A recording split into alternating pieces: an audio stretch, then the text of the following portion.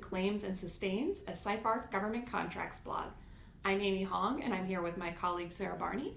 And today we are going to talk about how you can decide which Buy American regime, and there are many, apply to your federal grant or your federal contract. And Sarah, why are we talking about this? So if you are taking money from the federal government in the form of a grant, or if you are selling anything to the government, you have likely heard of Buy American or Buy America or Build America, Buy America, or the Trade Agreements Act. So there's a plethora of different regimes that you could be governed by. I think some further complicating factors of which one of these regimes you fall under depends on who's awarding the money, how much money is being awarded, and what role a contractor is playing. So there's a lot to mince out to figure out what you need to be doing to comply and whose rules you're complying with. Yeah, so we're going to break it down today. I like to call it something like, which Buy America are you? Like the quizzes you used to take in magazines, except less fun.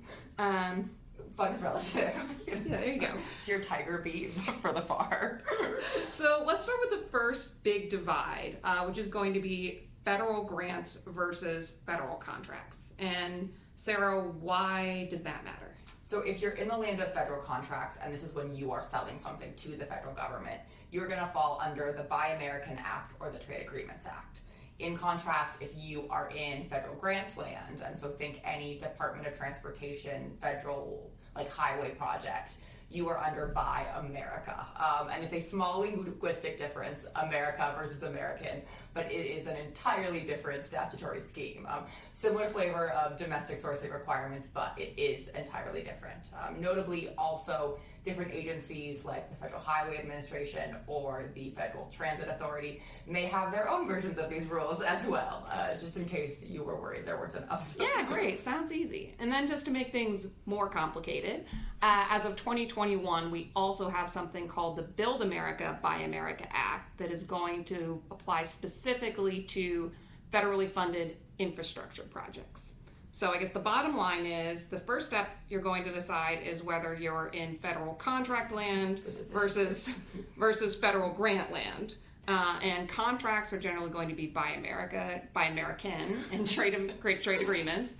And federal grants are going to be Buy America or potentially Build America, Buy America. So let's move to the second part of the decision tree, which is we're going to talk about dollar thresholds. So let's say we know we're in a federal contract, and now we're trying to decide where we go from there. So why are dollar thresholds important?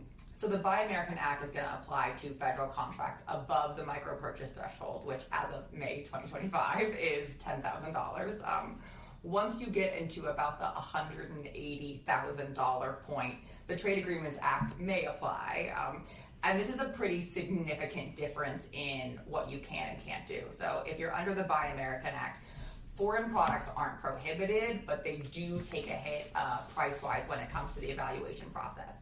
In contrast, if you are under the Trade Agreements Act, foreign products from non-designated countries are an entire no-fly zone. So there is definitely a distinction depending on how much your contract is for.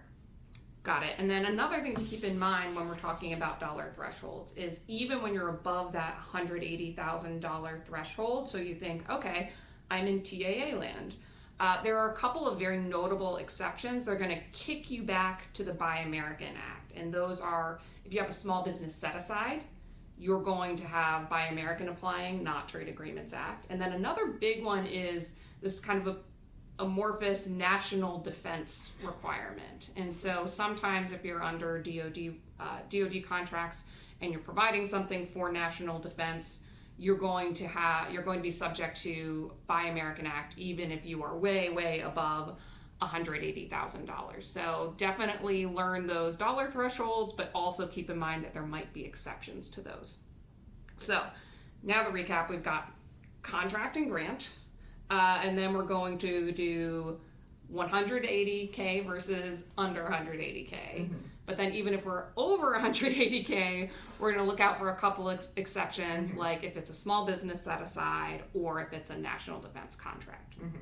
Now let's go to the next divide, which is, let's say we know we're under the Buy American Act, but we might have a difference depending on whether we're DoD versus civilian agency. So can you talk about that difference? Absolutely. So DoD may have slightly different Buy American Act rules than civilian agencies, but the most significant difference is that DoD uses something called qualifying country rules, and under these rules, certain countries like the United Kingdom, Canada, or Germany may be able to be treated as domestic, or their products may be able to treat it as domestic products in certain circumstances. Yeah, I mean, it's a huge difference when it comes to DoD. If you are under Buy American Act, you're going to have a whole host of countries available to you to kind of qualify as domestic that you're not going to have if you're in the civilian space. It's the Buy American asterisk, which Yes. is American or. American or all of these qualifying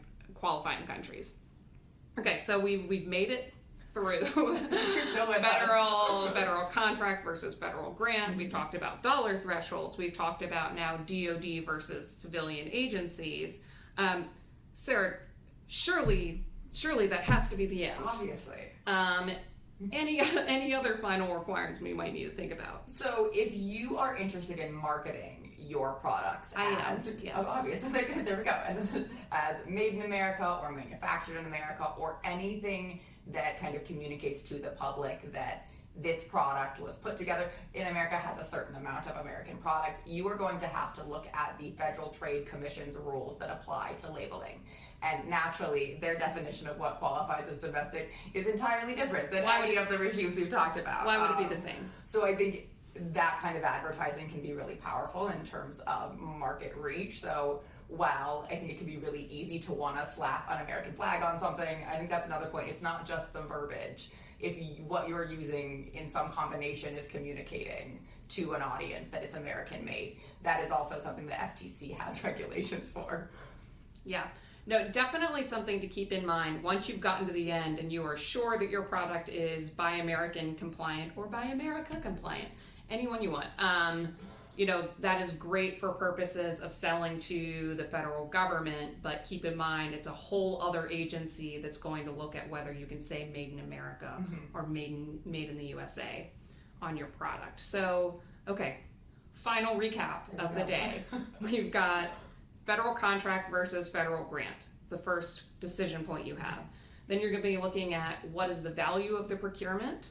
Are you talking about a DoD procurement versus a civilian procurement? And then even once you get through all of those stages, your final question is going to be, am I properly advertising my product as made in America or made in the USA? Yeah, and at that point, you are halfway through your domestic sourcing compliance. Amazing. So for the other half, you're going to have to turn into the remainder of our Buy American series, where we'll actually start delving into how you actually comply with these different regimes once you have successfully identified which one actually applies to your project. Yeah, I mean, I think it highlights knowing your kind of contracting vehicle, knowing your product really well, and it's a place where kind of having the documentation of what you're getting from where, the sneak peek, is going to be very important. It is, so stay tuned. So thank you for joining us, and feel free to follow us on your favorite podcasting platform.